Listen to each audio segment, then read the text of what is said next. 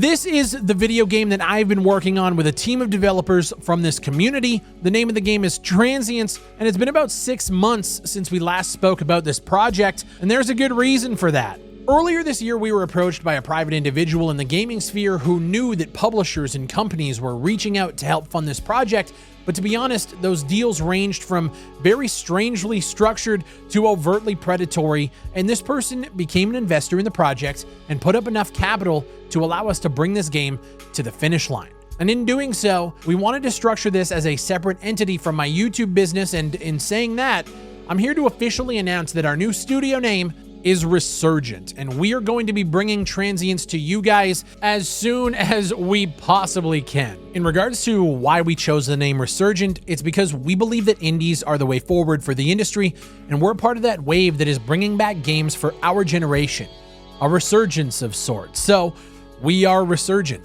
What this means for us as a team is we are now an official company with a bankroll, partners, and operating with a lot more efficiency on the business side. We're now officially a part of the games industry in some small capacity, but the game plan still remains the same. Deliver on a solid game, and if we make enough money to do it again, we will. And now the structure is in place for us to do that a little bit easier. But I will say, with this deal structure, a lot of our developers are able to make more money. We've brought on a couple of them full time, and things have been going incredibly well. So much so that we're actually willing to give you guys a sneak peek on where the game is right now.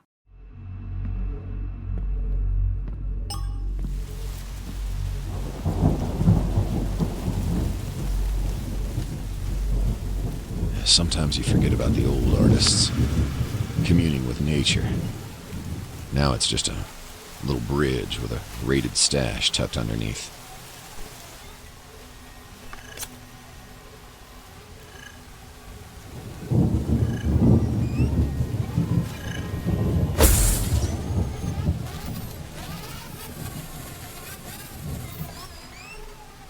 Fane's men must have swung by and hit stashes they knew about. Now that, or another accountant was around recently. I need to be careful. The objective of this gameplay is to show off key features of the game while keeping the story a secret. So for the sake of this gameplay, the overall goal is to infiltrate this compound while remaining in the shadows. I should stick to the bushes. Much harder to patrol there.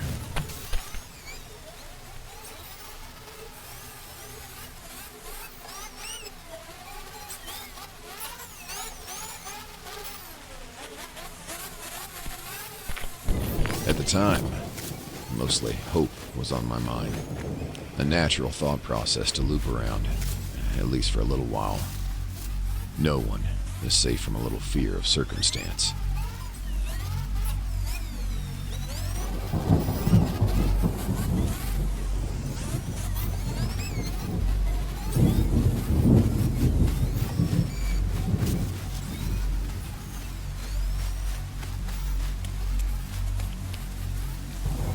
The player will run into multiple obstacles, including sniper AI and watchtowers, security cameras, motion detectors, and scanning drones. So, if the player wants to remain hidden, they will have to make sure they keep their heads on a swivel as they move through these environments.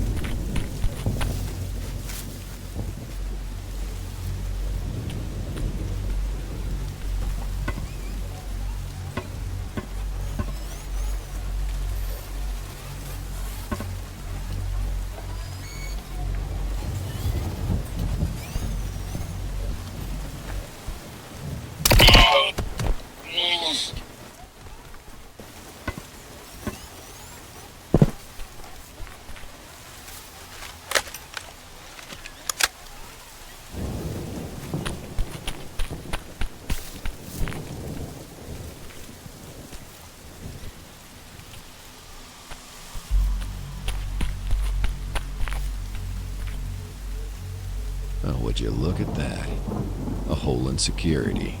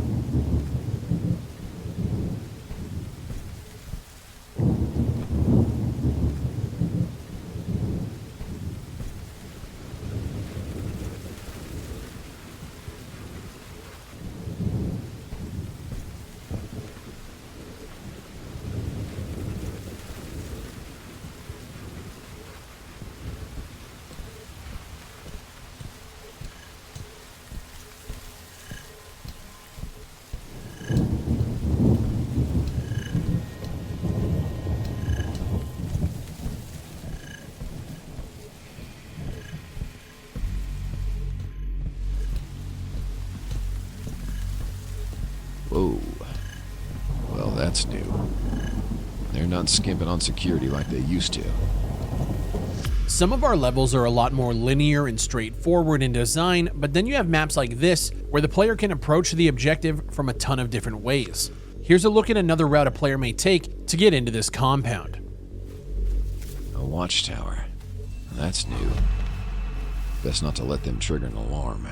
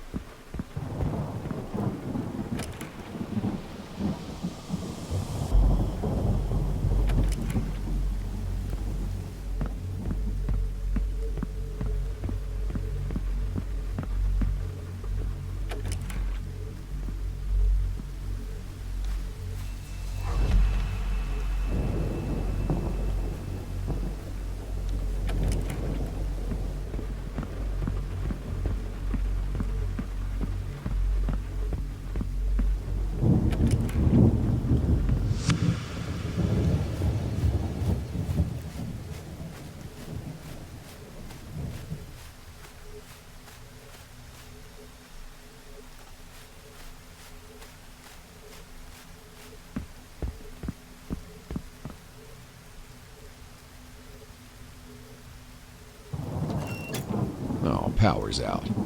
Who would do such a thing?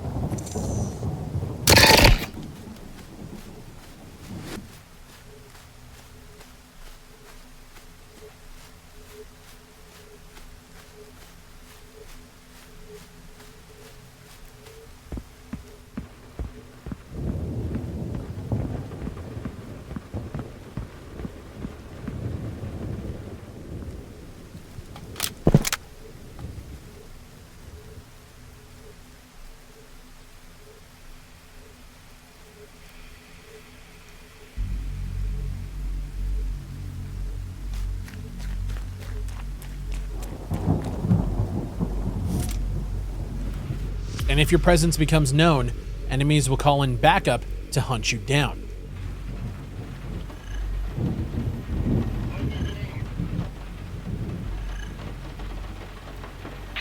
Roger that. We're not units on route. Please stand by. We'll let them know the situation. Over. I can smell your fear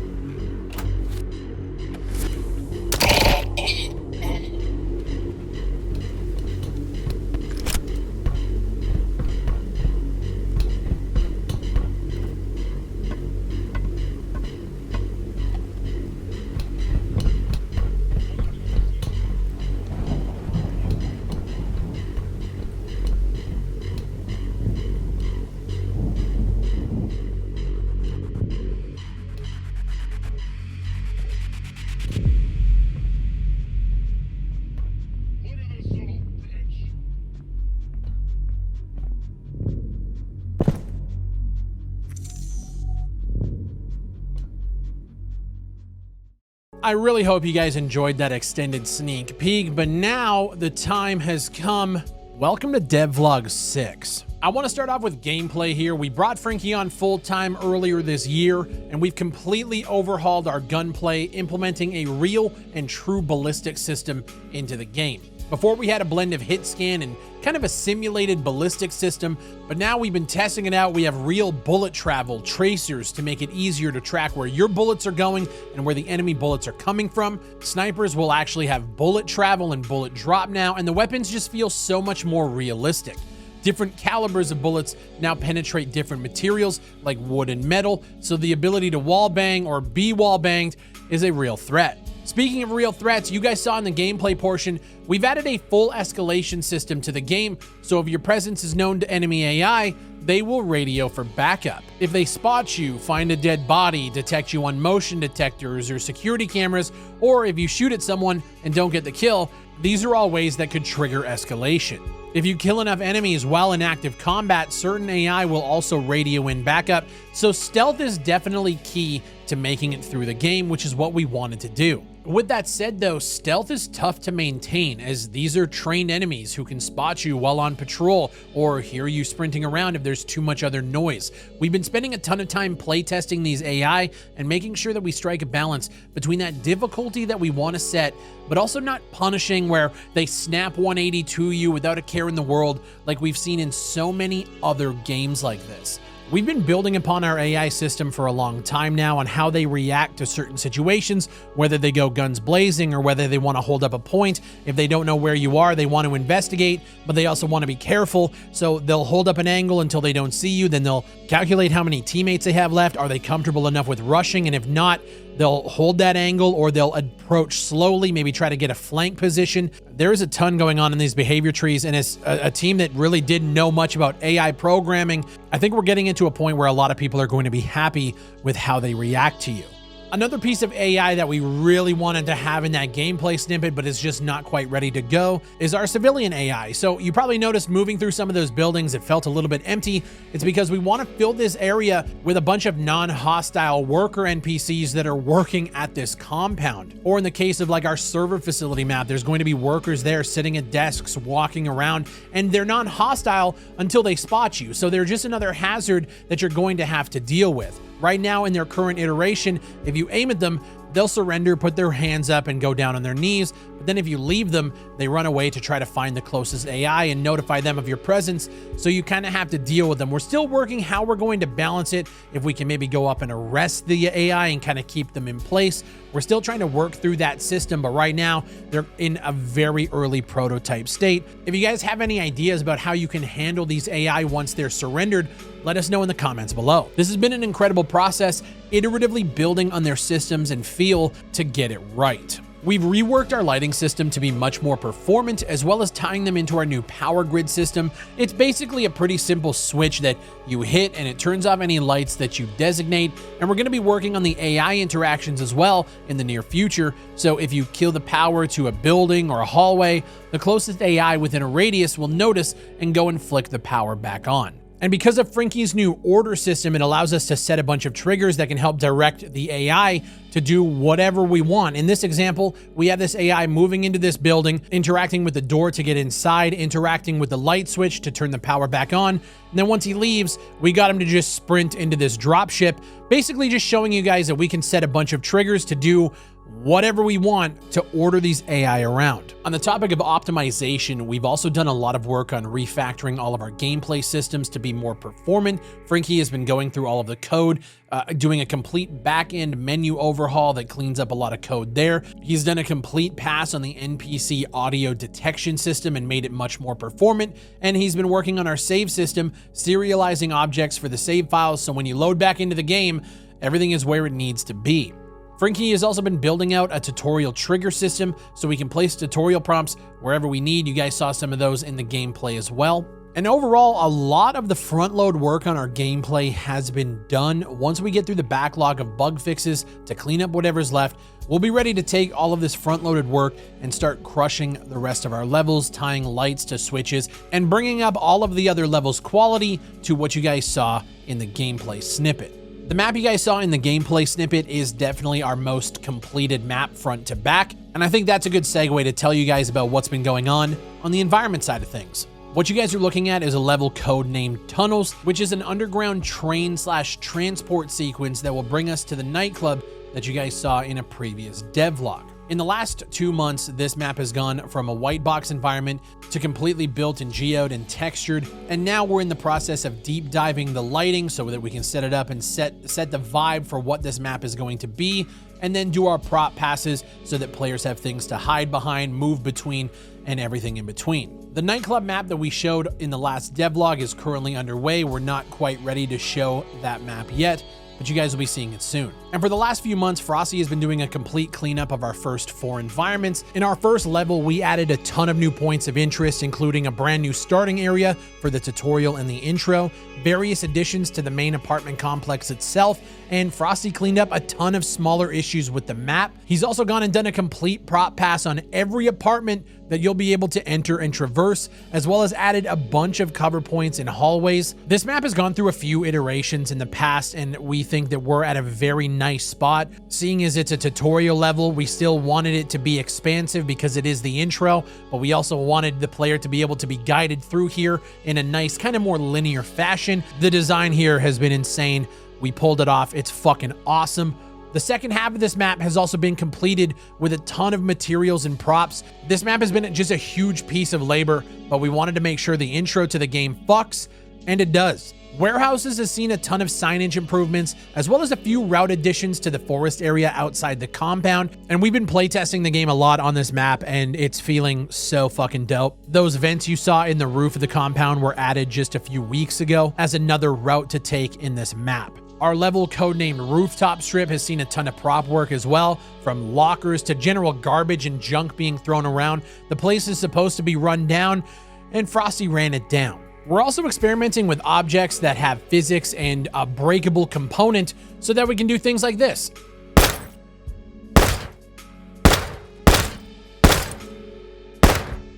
And obviously there's still some quirks.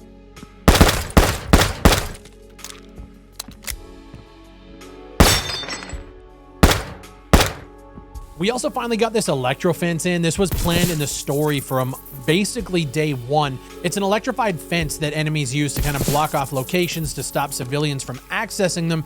And in the game, they do hurt and they do kick the guns out of your hands. So just be careful when you're around them. It's just another hazard that you're gonna have to deal with. Now, Frosty's been doing a lot of this environment work while at the same time building out the last map that you will see in the game, codenamed Yubara.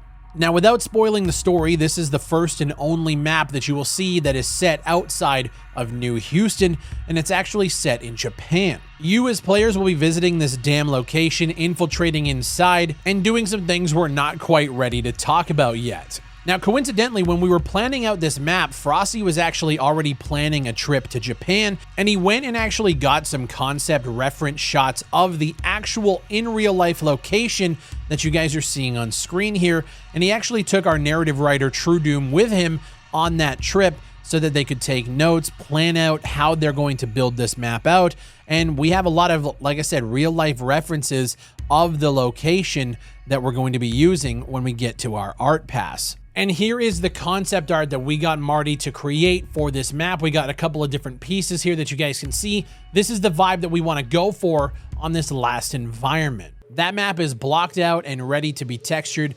It's just currently sitting in queue with how much more stuff we have on the go in front of it. But we will be getting to that map soon. I'm hoping to show you guys some more progress on that in the next devlog. But outside of that, while doing all of the prop passes and stuff, we've worked on kind of building out these levels even more, giving us more locations to actually work and play in. Our first level, codename Apartments, got an entire new section added onto it, which not only extends your playtime and your play area, it also gives us opportunities to add more lore and world building throughout these environments. And again, that's a great segue to the narrative and the world building of Transience. It's coming along incredibly well. We are finding it tough to write things like the in-level dialogue when things are always changing once we do playtesting. We don't like this here, let's move this over here. That throws our dialogue out. But in terms of the story that's playing out via the cinematics, it's damn near completed. We've been doing some recording with our voice actors to get these levels built out, and because this is a single player story, unfortunately for True Doom, I don't like to focus on this topic too much, as I don't really want to spoil or give away anything story related. We've added a ton of interacts with these levels that give you important bits about the lore, the world of New Houston, and we're currently implementing our collectibles system, which stores all of your audio logs, quest items, and more, so you can go back and hear important lore pieces or reread the information on a tablet you picked up, which may give an indication on where you need to go for your objective. Now we have the front end of the system built out. You guys are seeing it on screen here, and we're currently implementing the code base for this. So when we create a tablet, we can type up the information, attach a WAV file sound cue to that log. So then when it gets logged in, we can go and actually play it back. There's just actually a lot of processes that go into building this system out, but it should be done soon. The world building that we're doing is ripe for Easter eggs, and I've contracted a fellow community member and moderator and friend, Redbeard Mortis, to create a lot of the billboards and signage that you guys will see around New Houston. And we've used this opportunity to include a lot of Easter eggs that reference community members and their passions, because that's why we started this project in the first place, was because of you guys. Now, I don't want to spoil these, I want to let you find them for yourself, but here's one that I love, and if you know, you know, and if you know who you are, shout out to you. Cody has been working on a few different things for us. Firstly, I have to show off the train that he's created.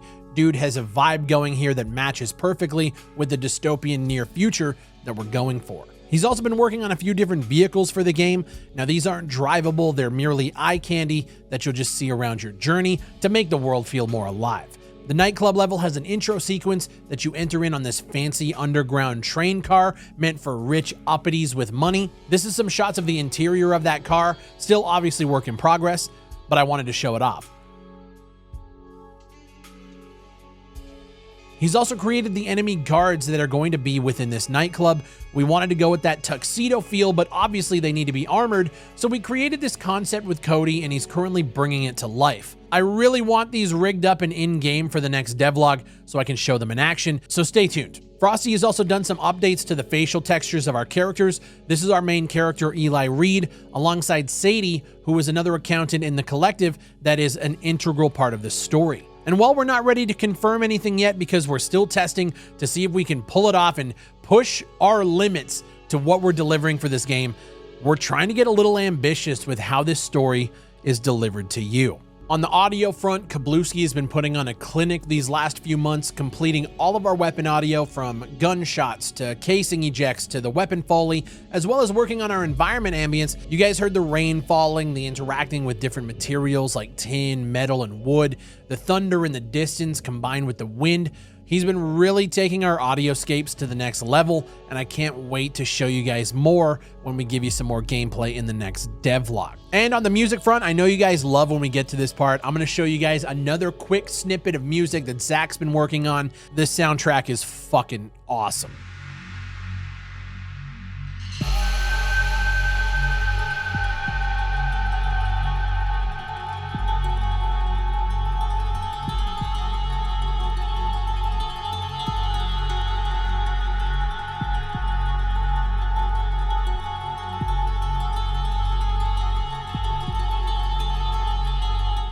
Zach also created a song for our nightclub level, and it's more of an upbeat, boo boo bass bump, but we were missing something. And what we wanted to do was get a rapper to rap over this beat, so when you're in this nightclub and shit is popping off and bullets are flying, it's a little bit intense. Frosty knew a rapper named King Olajari, and we got him together with Zach to make this.